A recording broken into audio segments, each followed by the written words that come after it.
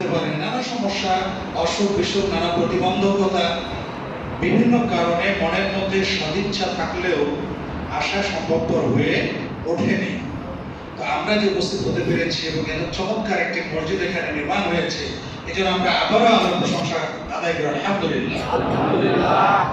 এবং এই মসজিদ যারা নির্মাণ করেছেন, বিশেষ করে আমি যতটুকু অবগত হলাম, সৌদি দাতা শেখ আবু নওয়াফ আব্দুল করিম আর রবি, তিনি তার পিতামাতা, তাদের সৌজন্যে মসজিদ নির্মাণ হয়েছেন। আল্লাহ রাব্বুল আলামিন তাদের এই খেদমতকে পরকালীন মুক্তির ওসিলা হিসেবে কবুল করুন, আল্লাহুম্মা আমিন।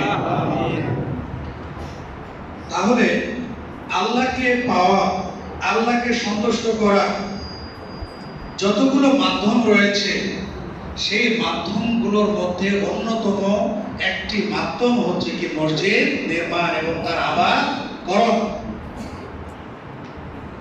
একটি হাদিসে এসেছে আল্লাহ রাব্বুল আলামিন ইন্নাল্লাহা লা ইউনাদি ইয়াওমাল কিয়ামা, কিয়ামতের দিন আল্লাহ রাব্বুল আলামিন ডেকে বলবেন আইনা জিরানি আইনা জিরানি, আমার প্রতিবেশী, আমার সান্নিধ্যপ্রাপ্ত ব্যক্তিরা কোথায় তারা? ফাতাকুলুল মালায়েকাতু, ফেরেশতারা বলবে ওমাই ইয়ানবাগি ইউজাবিরাকা রব্বানা ওমাই ইয়ানবাগি ইউজাবিরাকা, হে আমাদের রব, কার পক্ষে এটা শোভা পায় যে আপনার সে প্রতিবেশী, পড়োশী আপনার নৈকট্যশীল হবে, কাছের মানুষ হবে, এটা কার পক্ষে শোভা পায়? তখন আল্লাহ রাব্বুল আলামিন বলবেন যে আইনা উম্মারুল মাসাজিদে, বলছে মসজিদ নির্মাণকারী এবং এর আবাদকারীরা কোথায়? সুবহানাল্লাহ। শেখ আলবানী রাহিমাহুল্লাহ সিলসিলা সহিহের মধ্যে হাদিসটি নিয়ে এসেছেন 2728।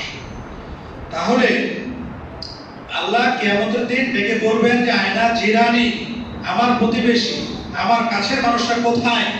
তার মানে যারা মসজিদ নির্মাণ করে, মসজিদ আবাদ করে, মসজিদে ইবাদত করে, মসজিদ নির্মাণে সহযোগিতা করে, বুদ্ধি দিয়ে, পরামর্শ দিয়ে, অর্থ দিয়ে, সাহস দিয়ে, এরা হচ্ছে আল্লাহর নিকটতম বান্দা এবং তারা আল্লাহর জিরান, প্রতিবেশী। জারুনের বহুবচন হচ্ছে জিরান। সুবহানাল্লাহ, চিন্তা করা যায়?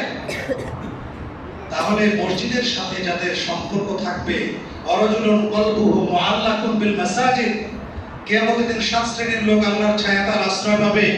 তার মধ্যে এক শ্রেণী হচ্ছে রজুলুন কলবুহু মুআল্লাকুন বিল মাসাজিদ, ওই ব্যক্তি যার অন্তরটা মসজিদের সাথে ঝুলন্ত থাকে, লটকানো থাকে।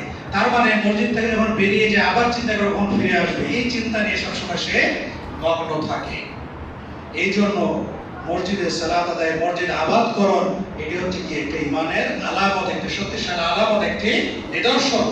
তো সেই কাজটি এই সালথায় আমি এসে রাজশাহী থেকে দেখলাম, অনেক প্রত্যন্ত অঞ্চল, একেবারে গ্রামের মধ্যে মানুষজন খুবই কম, এদিকে দেখলাম এরকম একটি জায়গায় যে দিনের মার্কাজ প্রতিষ্ঠিত হয়েছে, মসজিদ হয়েছে, মাদ্রাসা হয়েছে, হিফজখানা এখানে রয়েছে, এখানে কোরআন এবং হাদিসের ধ্বনি উচ্চারিত হচ্ছে, কোরআন তেলাওয়াত হচ্ছে।